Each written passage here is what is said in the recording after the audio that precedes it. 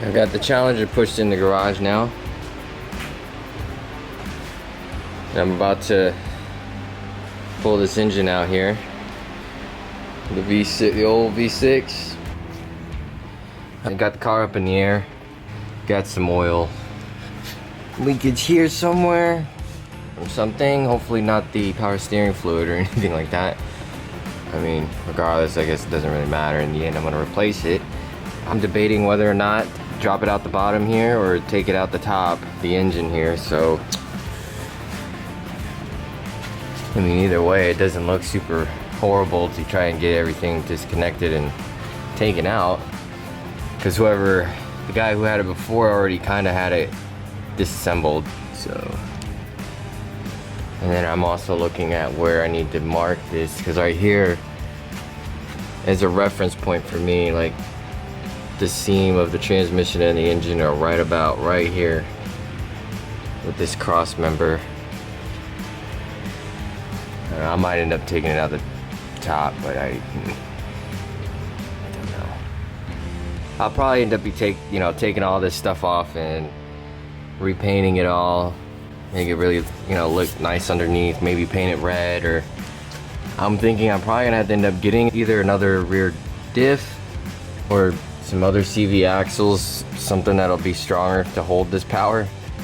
But yeah, I'm gonna get this disconnected and start getting this all taken apart.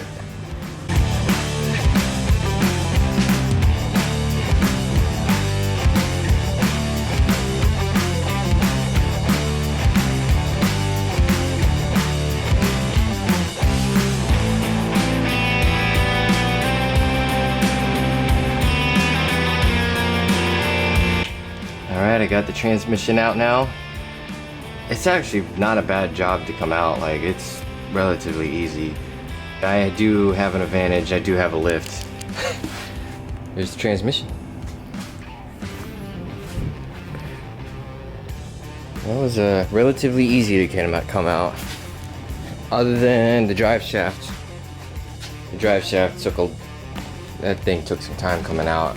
I had to dismantle the entire thing just to get it out of here. But anyways, this looks like it was a new engine replaced at one point, and then it failed again. Could be just me, I mean, I don't know.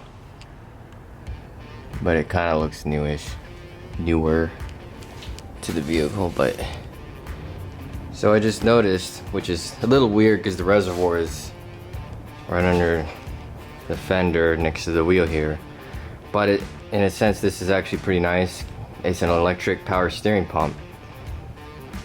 Granted, I say that because you can see it looks like a pain in the butt to get to, just to add fluid. But that might actually add a little bit more horsepower to the build, since it's not gonna have to need a power steering pump, unless I'm not able to get it to function with the build. But I'm gonna check into it and hopefully I'll be able to get that going with it. Alright, so I'm gonna start getting all this other stuff off. Now I'm gonna get the engine out, and it shouldn't be too crazy to get it all out, so.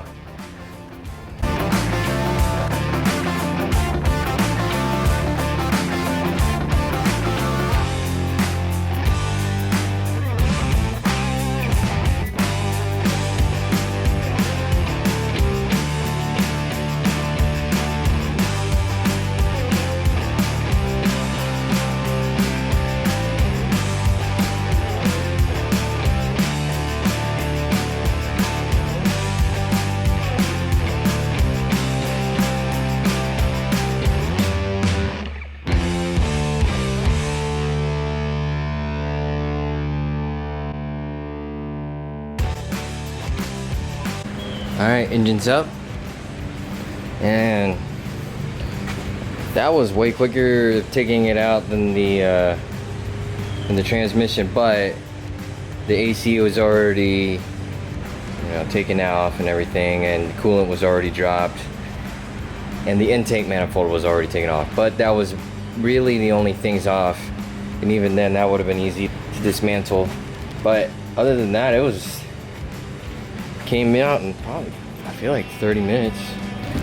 So that's what I got to work with to get that engine to fit in here, and I don't know if I already said it, but I got an oil pan with the rear sump.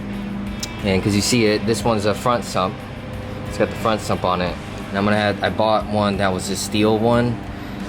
So that way I was able to weld it. All right, I'm gonna make the rear sump pan into a front sump pan. So that's why I was saying that I'm gonna go and cut the bucket, basically this part of it, and make it where it goes to the front, because that's basically where the oil pan is gonna go, right there in that area.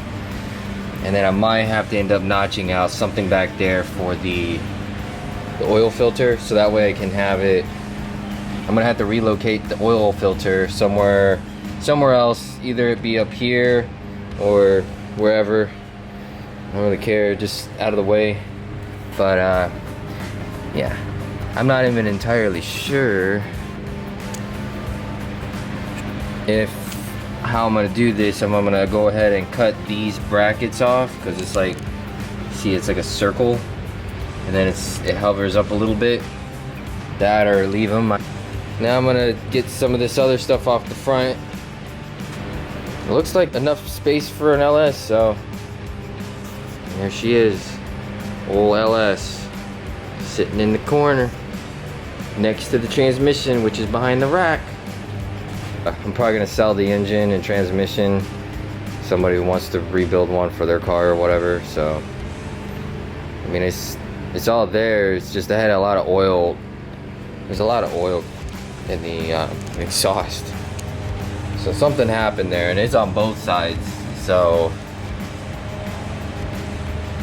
either that's a combination of what happened and what broke, or I mean, the engine spun over, so I don't know what could be going on with it. I didn't see any holes in the block. Oh, what? Never mind. There it is. I see the hole in the block. There it is. A rod went through it. That's what happened. Huh. Go figure. Huh.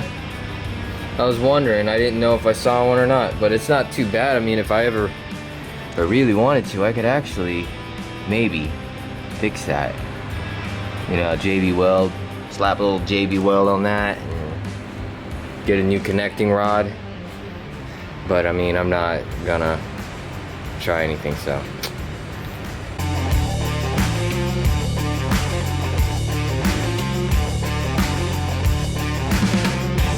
Thanks for watching my videos. Please like and subscribe, and I'll see you guys next week.